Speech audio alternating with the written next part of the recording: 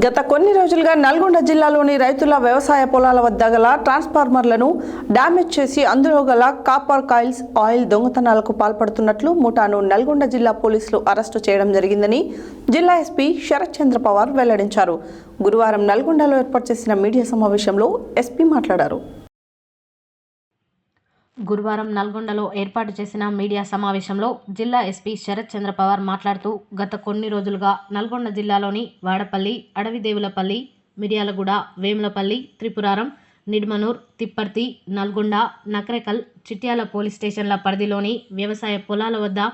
రైతులు వ్యవసాయ మోటార్లకు current supply నిమిత్తం ఏర్పాటు చేసుకున్న ట్రాన్స్ఫార్మర్లను లక్ష్యంగా చేసుకొని అట్టి వాటిని డ్యామేజ్ చేసి అందులో గల కాపర్ కాయిల్స్ను, ఆయిల్ను దొంగలించి ఎవరికి ఎలాంటి అనుమానం రాకుండా తమ యొక్క కారులో హైదరాబాద్లోని పాత ఇనుము షాపులలో అమ్ముకుంటూ నేరాలకు పాల్పడుతున్న దొంగలను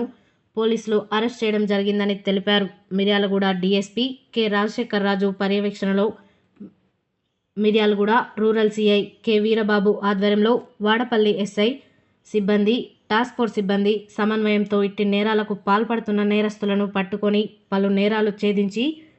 తదుపరి నేరములు కాకుండా అడ్డుకొని అద్భుతమైన ప్రతిభతో పోలీసులపై ప్రజలకు ఉన్న నమ్మకాన్ని మరింత పెంచడం జరిగిందన్నారు. నల్గొండ జిల్లాలో నేరాలు చేస్తే పోలీసులకు పట్టుబడతామనే భయాన్ని నేరస్తులకు కలిగించడం జరిగిందని ఎస్పీ తెలిపారు.